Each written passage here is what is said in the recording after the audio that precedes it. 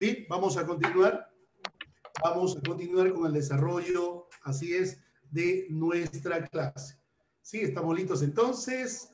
Empezamos la segunda parte de nuestra clase preparada con mucho cariño en esta oportunidad. Vamos a continuar hablando acerca de Chavín.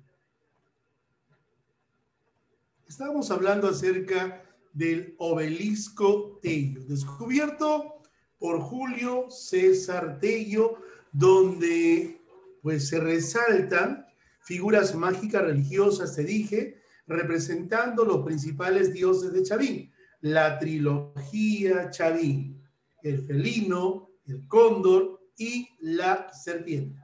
Bien, la estela lítica de Chavín. Esta, señores, es una piedra ceremonial religiosa donde se resalta al dios principal de Chavín. Estamos hablando del Apu Contiki Huiracocha, el dios creador y hacedor de todas las cosas del mundo. ¿Usted sabe la historia de la estela Raimondi? Te la conté en una oportunidad en clase. Corta esa parte, ¿no? Para que lo hagas bien. Te lo corté, ¿no? Bien, resulta que Antonio Raimondi, el geógrafo italiano, llegó al Perú y visitó la zona de Chavín. Llegó a la zona de Huari, dice que dejó su caballito y visitó la zona, y un campesino de nombre Marino González lo invita y lo declara huésped ilustre en su casa. Y le dice, hoy vas a comer el plato rico de esta zona, el plato característico de esta zona. Y le preparó el cuy, con sus papitas rojas, con su aderezo rojo y su trigo. Lo invitó a su casa. Raimonde visitó la casa de este campesino y cuando ingresó a su casa vio que como mesa este campesino utilizaba una tremenda piedra larga. Bueno, se sentó al costado, trajeron el plato del cuy, no había cubiertos, se comía con la mano, comió el cuy aderezado, saboreó su cuy y no había servilletas. Raimondi cogió su manito que estaba con aderezo y empezó a limpiarse debajo de esa piedra que utilizaban como mesa.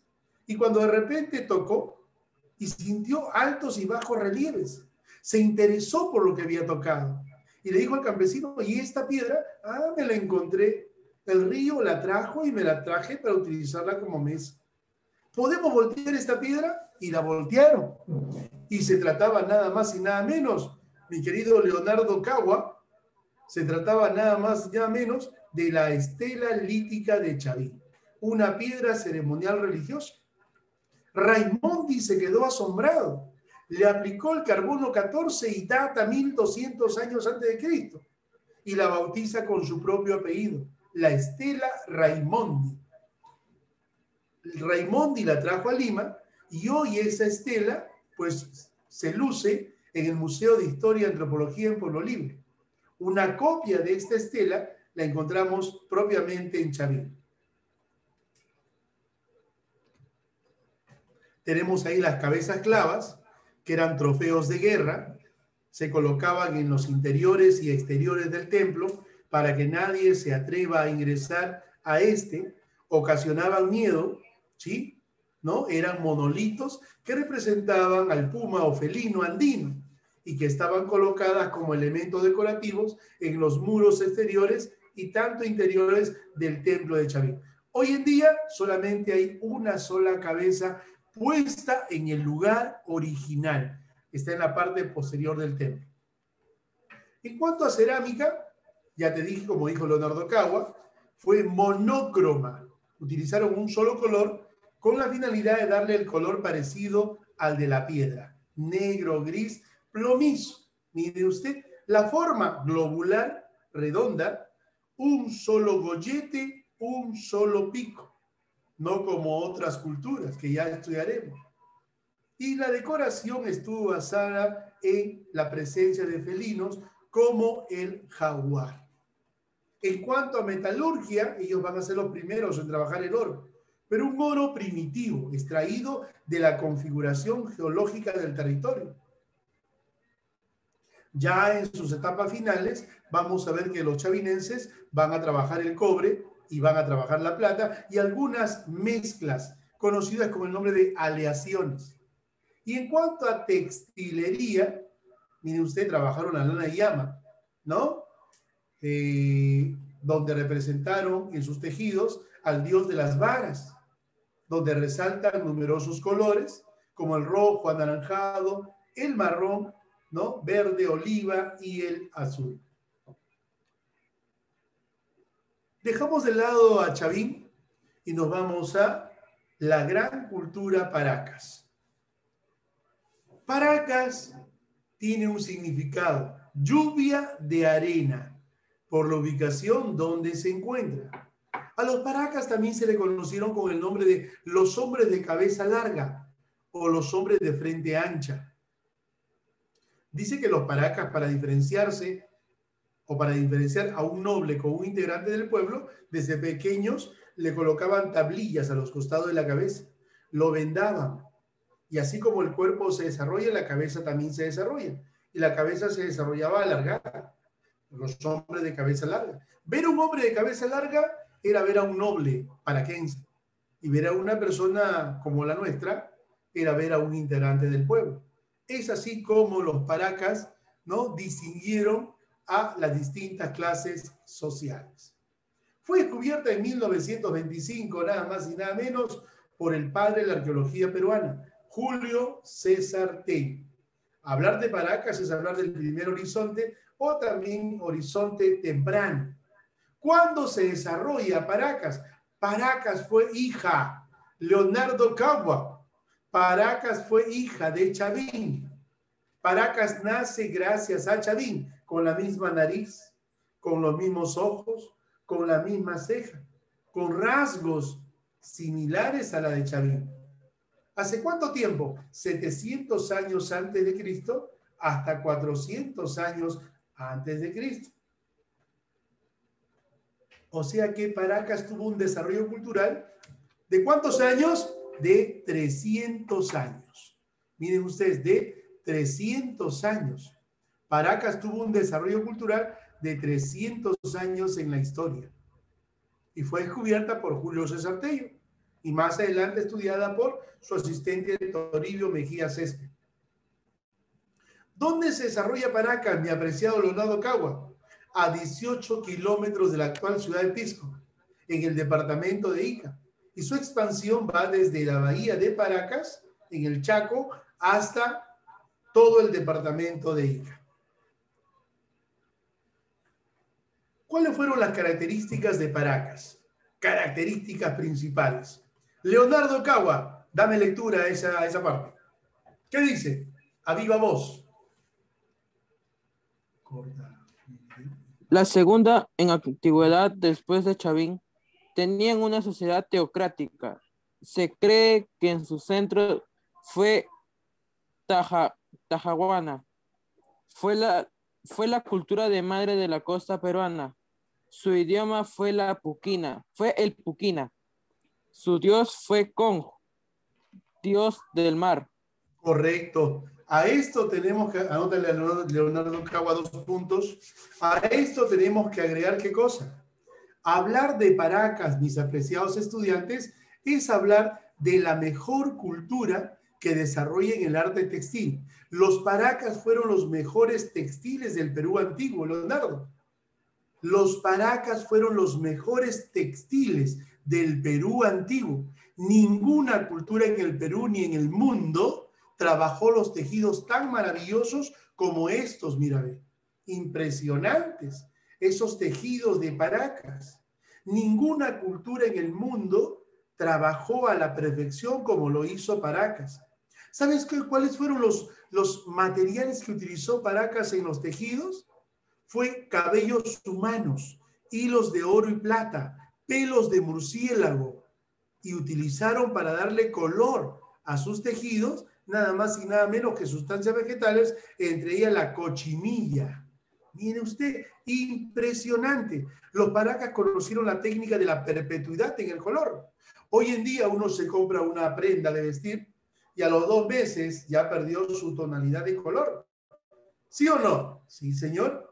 Pero ver un tejido paracas, ver un manto de paracas, es quedarse anonadado, impresionado por la textura del color, por la tonalidad de color. Por eso se dice, Tello dice que los paracas conocieron la técnica de la perpetuidad en color. Hablar de paracas es hablar ordenadamente de 2 grandes periodos.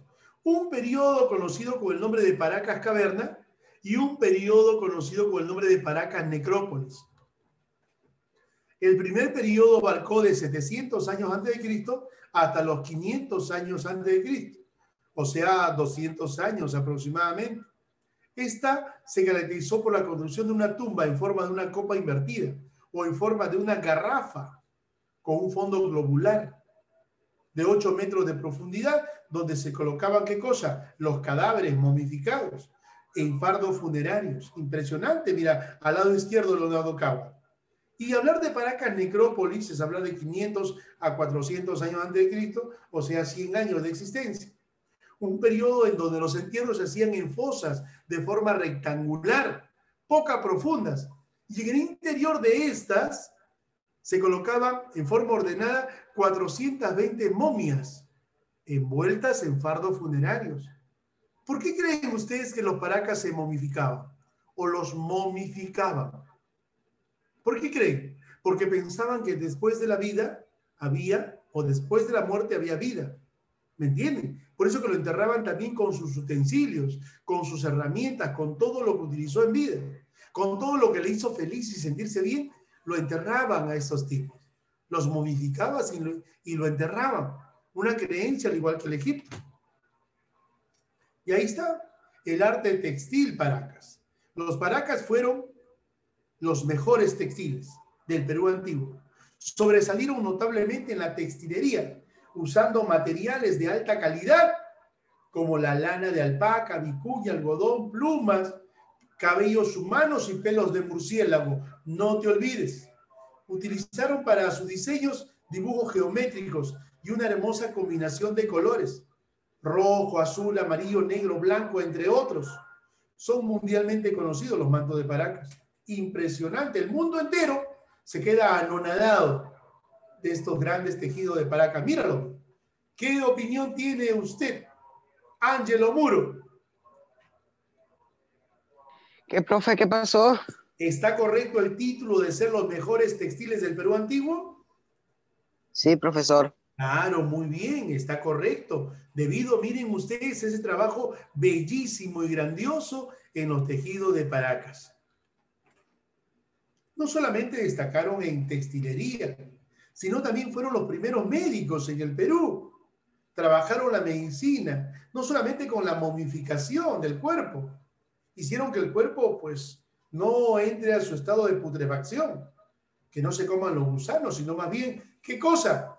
Momificaron el cuerpo humano y lo enterraron a través de fardos funerarios en las distintas tumbas. Pero no solamente hicieron esto, sino también se atrevieron a trepanar. Ellos fueron autores de las famosas trepanaciones craneanas. La palabra trepanación viene de trepanar y trepanar quiere decir perforar. Después de los enfrentamientos y las batallas que tenían los paraquenses, muchos habían quedado inconscientes, con grandes hematomas en la cabeza. ¿Sí? ¿Qué hacían los médicos paraquenses? Para que no sienta el dolor el paciente, lo drogaban.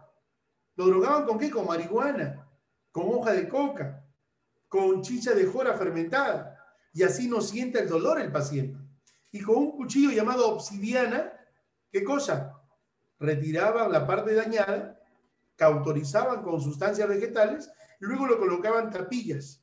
Si era un hombre de cabeza normal, como la nuestra, un integrante del pueblo, le colocaban una tapilla, un mate de calabaza, ¿no? Pero si era un hombre de cabeza larga, le colocaban, ¿qué cosa? Una plancha de oro o plancha de plata. Miren ustedes. Y ahí están los instrumentos que utilizaban los médicos paraquenses en las trepanaciones. Señores, ¿cómo fue la cerámica Paracas? La cerámica Paracas tiene forma no como la de Chavín. Esta forma es acalabazada, la forma de una calabaza. Mira, tiene dos picos divergentes que van a estar unidos por un azapuente. ¿Lo observó? Una decoración basada en técnicas de antropomorfa, zoomorfa y fitomorfa. Miren ustedes, impresionante, tanto en Paracas Caverna como en Paracas Necrópolis. Los motivos, dice así, eran felínicos, peces, aves, serpientes y todos estos con influencia de Chavín. No se olviden, Paracas nace producto de la extinción, la decadencia de Chavín. En el tiempo de la cultura Paracas se usó, dice, en cerámica una pintura, mire usted, una pintura, ¿no? Una pintura poscosión y polícroma. En Paracas Necrópolis se cambió esa pintura por la precocción y fue el estilo monócromo.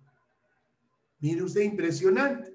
Así se desarrolló esta gran cultura Paracas, descubierta por Julio César Tello.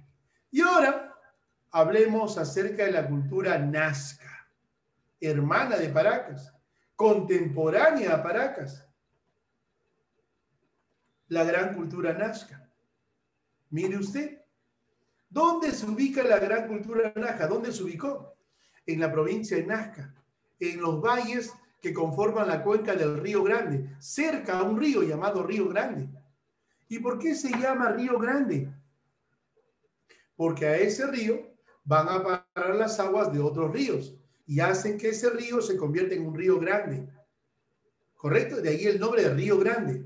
O sea, vamos a encontrar acá también el desarrollo cultural, el asentamiento de una gran cultura cerca a la existencia de un río, con la finalidad de utilizar las aguas de este y regar los campos de cultivo.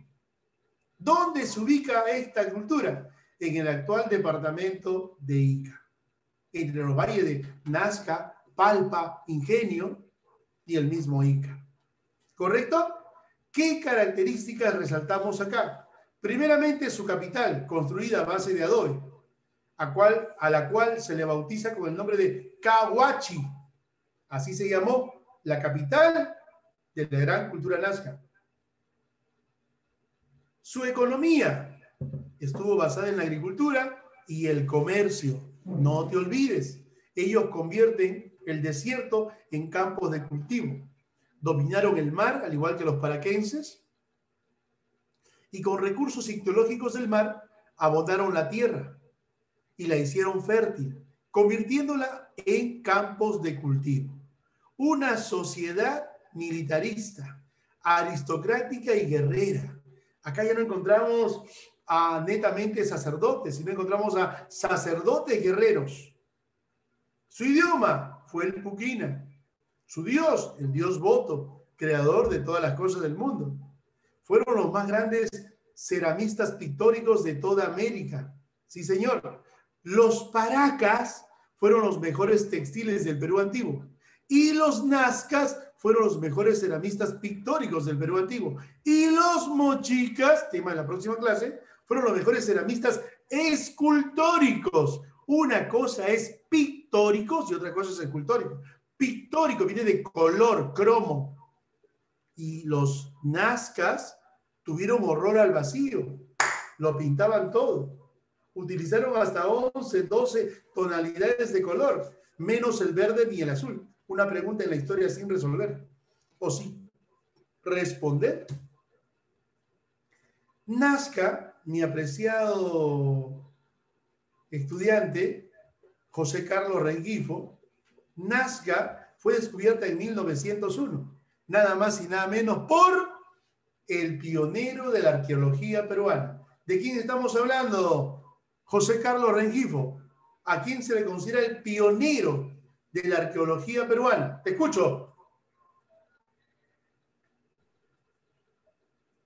Max Ule.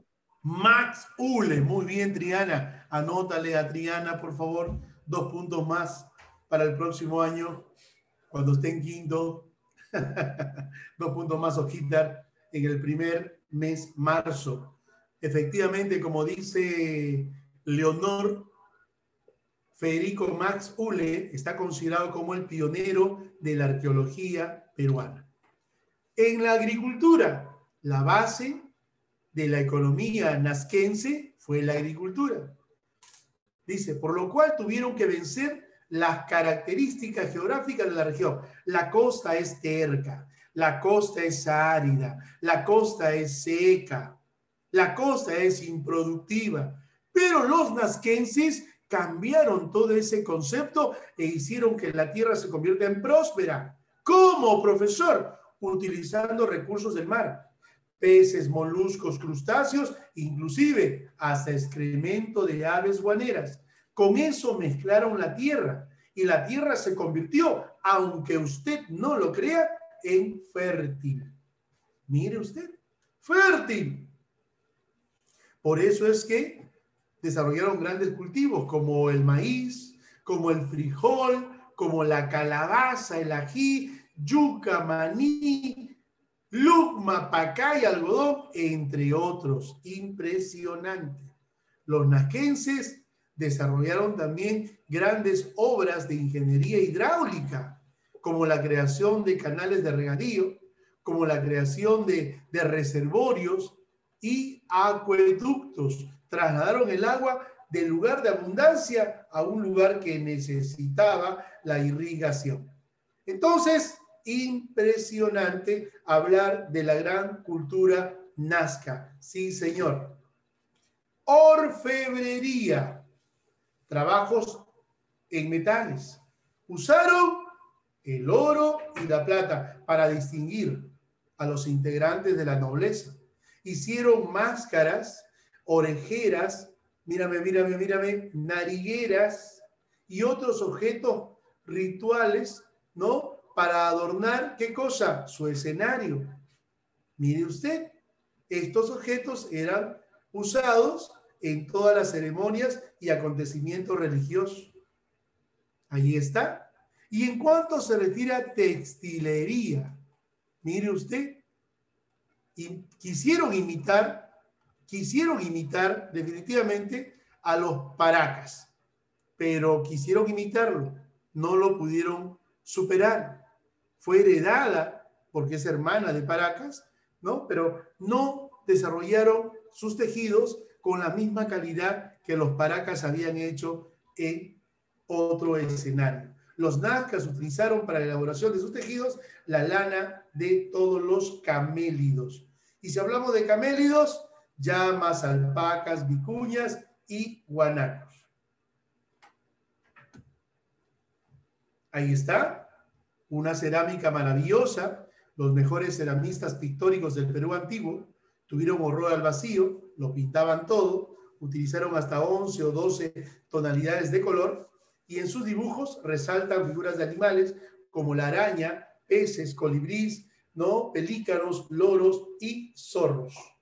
Mire usted, y las famosas cabezas de trofeo, unas cabezas muy distintas a Chavín. Mientras que Chavín desarrolló, trabajó la piedra, ellos trabajaron cráneos propios del ser humano. Mire usted, para elaborarlas se sacaba el cerebro de la base del cráneo, sí señor. Luego la boca era cosida o cerrada con espinas y se hacía un pequeño hueco en la frente. ¿Para qué? ¿No? Por donde pasaba una cuerda para que pudiese ser colgado. Se cree que se hacía esto para ritos en relación a la fertilidad de todas las tierras. Impresionante. Y por este lado, mire usted, tenemos ahí a los geoglifos. ¿Qué cosas fueron estos, mi apreciada Leonor Triana Rivera Chumbimuni del 4º año de secundaria, sección B? ¿Qué fueron estos? Fueron líneas, dibujos hechas en las pampas de Nazca. 500 metros cuadrados de extensión tienen hasta el día de hoy estas pampas en Nazca. Cuando una persona va a visitar y quiere apreciar lo que los nazcas nos dejaron, necesariamente hay que sobrevolar. Solamente sobrevolando se puede apreciar y fotografiar las líneas en Nazca. Porque si uno va vía terrestre, no, es imposible. ¿Y saben gracias a quién se llegó a descubrir estas líneas, estos dibujos? Al asistente de Tello, Toribio Mejía Césped, en 1926.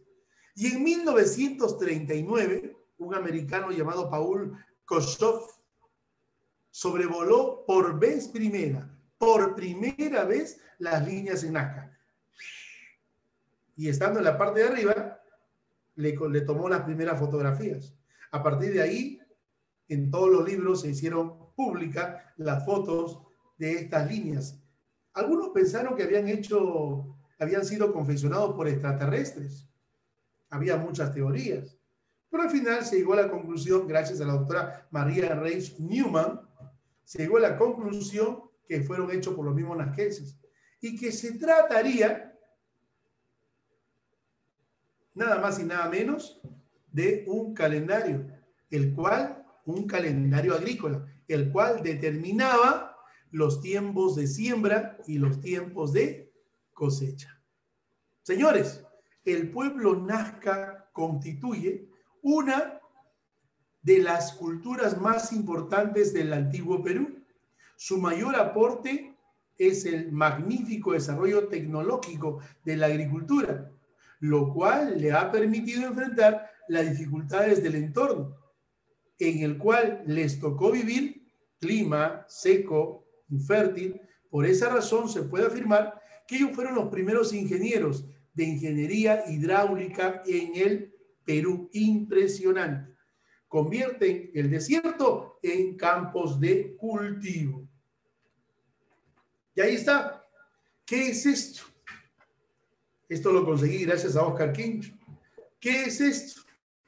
Esto es prácticamente uno de los diseños donde están grabados, pintados, dibujados, ¿no?, los distintos animales que representarían a las líneas en Nazca. ¿Qué vemos ahí? El colibrí, la araña, perro, cóndor, ballena, astronauta, las manos, árbol, alcatraz, entre otros. Impresionante, ¿no? Impresionante los trabajos de los nazquenses. Míralo. Ahí está. El cóndor, impresionante. Mono. ¿Qué hace un mono en la costa? Gracias a este dibujo, Leonor. Leonor, ¿me escuchas? Gracias a este dibujo, Julio César Tello se ganó los aplausos. Sí, señor. Se ganó los aplausos por haber presentado su teoría. Y en su teoría dice que la primera gran cultura fue Chavín, de que la gente que vino a Chavín vino de la Amazonía con sus costumbres y animales. Y luego Chavín dio a luz a otras culturas. Por eso se le llama cultura madre, cultura matriz. Y una de las hijas que tuvo Chavín fue nada más y nada menos Nazca. Y en Nazca vamos a ver que Nazca también tiene la misma nariz, las mismas orejas, las mismas pestañas, los mismos ojos que mamá Chavín. Y acá la prueba de esto es la presencia de este dibujito, del mono. El mono es un animalito que pertenece ¿a dónde? A la región amazónica. Entonces, la historia dijo, tenía razón, Julio César Tello. ¿Qué más tenemos, Leonor? La araña y el colibrí. Impresionante. Impresionante. 500 kilómetros cuadrados. Mire usted, 500 kilómetros cuadrados de extensión presenta las líneas en Nazca. ¿Qué más tenemos? Mire usted, las manos de un patillo de repente, algo inexplicable hasta el día de hoy, y la presencia de un astronauta. ¿Qué cosas más se sabrá acerca de Nazca? ¿Qué cosas más? Todavía falta mucho por descubrir. De repente, de acá a unos años, Leonor se convierte y lanza su teoría. O de repente, nuestro amigo Leonardo Cagua. O de repente, Angelo Muro. De repente Stephanie Obregón lanzan su teoría, ¿no? Solamente hoy en día se estudia en base a lo investigado y encontrado. Bien, entonces, señores, esto fue el desarrollo de la gran cultura nazca. Ahí está la doctora María Resch Newman, vino jovencita, se enamoró y se casó con las líneas y se quedó acá en el Perú, recibió la nacionalidad peruana ya a una veterana edad. Hoy en día dejó de existir, pero su nombre quedó muy grabado en la historia nuestra, en la historia nacional, ¿no? Entonces, hemos avanzado el día de hoy, la cultura chavín, hemos hablado de Paracas y hemos hablado también de Nazca, ¿no? Bien, señores, a repasar, ya estamos en la segunda clase de esta segunda semana también.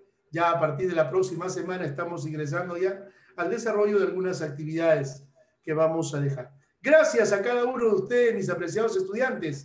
Gracias por su atención, gracias por su puntualidad. ¿Ha quedado claro la clase? ¿Se entendió la clase del profesor César Uribe? Sí, profesor. Gracias Sí. a cada uno de ustedes. Gracias, que tengan un bonito fin de semana. Estamos todavía martes. Bendiciones. Chao, profe. La próxima semana. Chao. Igualmente, profe, un buen día. Chao, César profesor. Gerardo Uribe Guamaní. Gracias.